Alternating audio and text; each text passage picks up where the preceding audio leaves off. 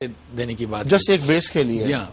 تو لیکن اس میں تو آپ کہتے ہیں نا جو لفظ استعمال ہوتا ہے گریٹ گیم، کہ سینٹرل ایشیا میں ہمیشہ سے بڑی بڑی طاقتوں کا کچھ نہ کچھ ایک سلسلہ چلتا رہا ہے، جس میں چین بھی شامل ہے. کیونکہ یاد رکھیے کہ چین کا ان کے ساتھ بارڈر ہے، رشیا کا ان کے ساتھ بارڈر نہیں ہے، بیچ میں قزاقستان آتا ہے. لیکن آن the whole we can say کہ رشین انفلوئنس کافی ہے، بلکہ کئی ان ملکوں میں رشین فوجیں ابھی تک مقیم ہیں. اور پھر ان کا سارا رجحان ماسکو کی طرف رہا ہے، کیونکہ ان کی تو پرورش ایز اے سوویٹ سٹیزن ہوئی ہے. رشین زبان گیس وغیرہ جو آ رہی ہے انرجی، رشین زبان ان کی آفیشیل زبان ہے، ان کے نام بھی وہ رشین ہے. سیکولر میجورٹی مسلمان ہیں، یہ نہیں ان کی اوور ویلمنگ میجورٹی مسلمانوں کی ہے. لیکن رشیا کے زمانے میں تو کہا کرتے تھے ہم کلچرل مسلمان ہیں، ہم مذہبی مسلمان نہیں ہیں. لیکن جیسے ہی رشیا کا اثر رسوخ ختم ہوا، فوراً ہر جگہ مسجدیں بن گئیں، لوگوں نے نمازیں پڑھنی شروع کر دیں. اور اب وہاں پہ ایک ایلیمنٹ وہ بھی ہے جو اسلامک ریوائول والا ہے یا ایکسٹریمزم والا ہے، اس کا بھی کچھ نہ کچھ اثر ہے. تو گویا کہ ہم یہ کہہ سکتے ہیں کہ اس علاقے میں رشیا اور امریکہ کے درمیان بھی یقیناً ایک نہ ایک قسم کی کشمکش تو نہیں کہوں گا میں، لیکن کچھ نہ کچھ آپس میں رائیولری چل رہی ہے.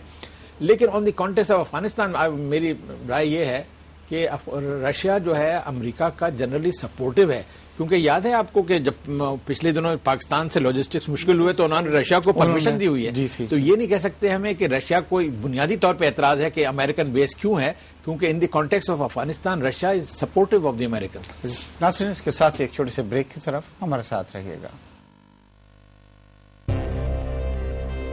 ویلکم بیک ناظرین. بریک پہ جانے سے پہلے گفتگو کر رہے تھے کرغزستان میں ہونے والے انقلاب کا، جس میں وہاں کی حکومت جو تھی وہ وہاں پہ ختم کر دی لوگوں نے، اور جیسے میں نے آپ کو بتلایا تقریباً 80 کے قریب لوگ جو ہے اس اپرائزنگ کے اندر مارے گئے. شمیم صاحب آپ کی طرف آتے ہیں. جیسا آپ بتلا رہے ہیں کہ افغانستان میں بڑی چینجز آ رہی ہیں، امریکہ جو ہے سوچ رہا ہے کہ کس طریقے سے وہاں سے نکلا جائے، طالبان سے بھی بات ہو رہی ہے.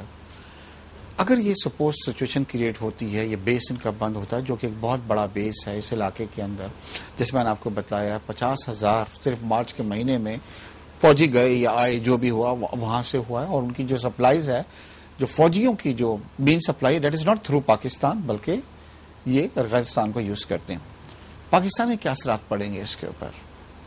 آلٹرنیٹ کیا ہے ان کے پاس، امریکنز کے پاس؟ دیکھیے امریکہ کا جو یہ جیسا کہ شاہد صاحب نے کہا، ابھی قبل از وقت ہوگا کہنا کہ وہ وہاں سے ٹوٹلی وڈرا کر جائیں گے.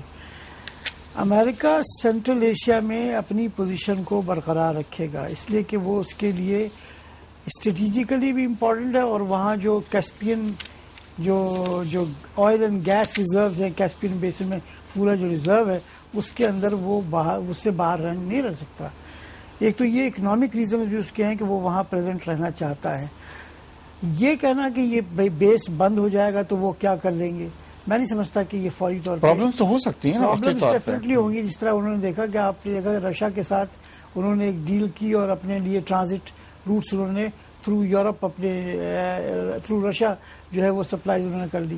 اور اب آج کل جو ان کے پاس جو میکینزم جو ایئر لفٹ کیپیبلٹیز ہیں، اس کے لیے ضروری نہیں ہے کہ وہ تھوڑا ایکسپینسو ہو جاتا ہے، وہ کسی یورپین کنٹری سے کسی افریقن کنٹری کہیں سے فلائی کریں گے، لیکن they can still fly the troops directly to Afghanistan.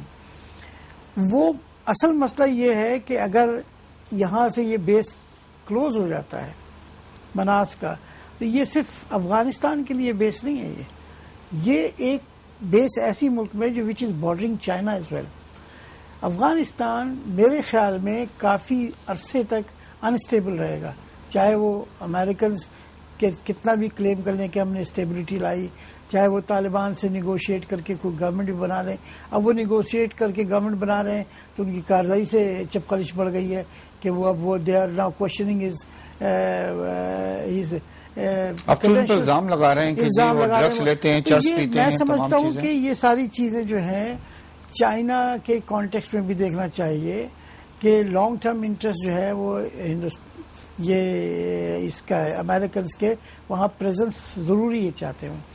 یہ میرا خیال ہے کہ اگر یہاں نہیں ہوگا تو وقتی پرابلمز آ سکتی ہیں. شاید امین صاحب پھر دوبارہ آپ کی طرف آتے ہیں. وہاں پہ جو نئی حکومت آئی ہے، جو اپوزیشن تھی پہلے، مس اوٹن بابایو جو ہے نا، انہوں نے کہا کہ ود ان 6 months جو ہے ہم انتخابات کرائیں گے اور ان کے بارے میں یہ کہا جاتا ہے کہ مس کلین ہیں، مطلب ان کو لوگ وہاں پہ بڑی عزت سے دیکھتے ہیں، کہتے ہیں کہ کرپشن میں کبھی، بلکہ ان کو مس کلین کے نام سے یاد کیا جاتا ہے. آپ سوچتے ہیں کہ 6 مہینے میں الیکشنز ہو پائیں گے؟ جی میرے خیال میں یہ تو وقت ہی بتائے گا، لیکن ان کا ارادہ یہ ہے اور میں سمجھتا ہوں کہ یہی مناسب طریقہ ہونا چاہیے. اگر عوام میں سابقہ صدر کے خلاف ایک جذبہ ہے تو اس الیکشن کے ذریعے سے اس کی تصدیق ہو سکتی ہے. اور یہ جو خاتون ہے روزا اوٹن بایووا، یہ پہلے والے انقلاب میں بھی بڑی ایکٹیو تھیں، سنا ہے کافی ایکٹیو تھیں. جی ہاں، گویا کہ اس وقت تو یہ باقیوف کے ساتھ ان کا الائنس تھا. Bakiyev was the leader of the opposition, اور ان کو لانے میں ان کا بڑا ہاتھ تھا. ان کا لانے میں ان کا ہاتھ تھا، اور ان کے اقتدار میں آنے کے بعد ان کی وزیر خارجہ بھی رہی اور امریکہ میں ان کے کرغزستان کی سفیر بھی رہی ہیں. انگریزی بھی اچھی بولتی ہیں، تو یقیناً ان کے بارے میں ایک اچھا تاثر ہے عوام میں. اور ہمارے کیسے تعلقات ہیں پاکستان سے، کرغزستان سے؟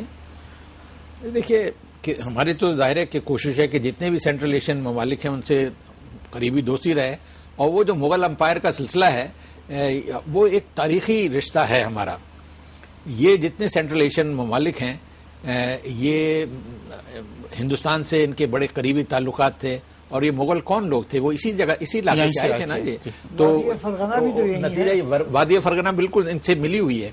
تو انہوں نے ہندوستان میں بڑی بڑی پوزیشنز حاصل کی ہوئی تھی. ہندوستان ان کے لیے بڑا ایک میگنیٹ بھی تھا. اور پھر ہمارے بہت سارے رسمیں ہیں یا ہمارا لباس ہے اس میں بہت ان کا اثر نظر آتا ہے. بلکہ وہ شلوار قمیض بھی اسی ٹائپ کی پہنتے ہیں. شکلیں جو ہیں وہ تو چائنیز ٹائپ کی ہیں، لیکن شکلیں ان کی اس لیے مختلف ہیں کہ یہ ان کی کچھ چائنیز میں نہیں ملتے جلتے تھوڑے. کچھ نہ کچھ ان کا تو منگولیا کا بھی بیک گراؤنڈ ہے. اب سے کوئی 1000 سال پہلے کچھ منگولین ٹرائبز بھی ادھر آئے تھے، لیکن ان کو عام طور پہ ترکی نسل سے، یعنی جو ٹرکش ایتھنک کنیکشن ہے، یہ not to be confused with Turkey, کیونکہ ایک ترکی نسل ہے، ایک ترکی زبان ہے جو نہ صرف ترکی میں بولی جاتی ہے بلکہ سارے سینٹرل ایشیا میں بولی جاتی ہے. بلکہ جو رشیا میں مسلمان ہیں جن کی بہت بڑی تعداد ہے، کوئی 2 کروڑ سے زیادہ مسلمان ہیں رشیا میں، وہ لوگ بھی ترکی زبانی بولتے ہیں. تو یہ ان کا ایک بیک گراؤنڈ ہے. لیکن میں تھوڑا سا اگر اور بھی عرض کروں، یہ بیسیکلی بہت ہی خوبصورت ملک ہے. موسم بھی ان کا عام طور پہ بڑا ٹھنڈا سا ہی ہے، بلکہ سردیوں میں بڑی سردی ہوتی ہے. غربت ہے وہاں، غربت ہے.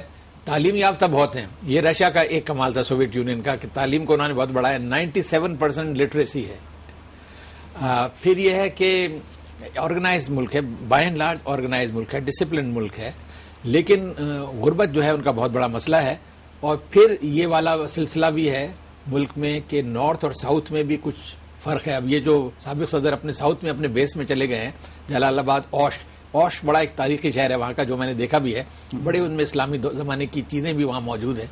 تو یہ ایک نارتھ ساؤتھ کے ڈویژن بھی وہاں. اچھا، یہ صدر پاکستان کے شاید دورہ بھی کر چکے ہیں کسی جی، آئی تھنک سو. اور یہ علاقہ جو ہے سمجھیں پاکستان سے دور نہیں، بیچ میں تاجکستان ہے اور اس کے بعد پھر یہ آتا ہے. تو ہمارے یقیناً تعلقات ان سے اچھے ہیں، لیکن ان ریئل ٹرمز کوئی خاص ہمارا تعلقات ہمارے نہیں ہیں. شمیم صاحب، اس سے پہلے کہ میں آپ کے پاس آؤں، مجھے ایک چھوٹا سا بریک لے لیتا ہوں تاکہ پھر ہم بعد میں انٹرپٹ نہیں ہوں. ناظرین ہمارے ساتھ رہیے گا ایک چھوٹے سے بریک کی طرف.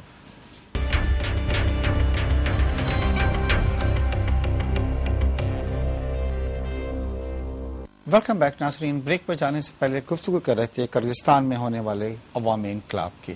شمیم صاحب، تھائی لینڈ میں بھی اب حکومت جو ہے مخالف مظاہرے ہو رہے ہیں. ان مظاہروں میں بھی درجنوں افراد ہلاک ہوئے ہیں، کچھ فوجیوں کو بھی یرغمال بنا دیا گیا ہے. وہاں پہ بھی بہت زیادہ پرائسنگ ہو رہی ہے. اور ایک انہوں نے وہاں پہ انقلاب کا نام دیا، جس نے بلڈس کی بوتل لے کے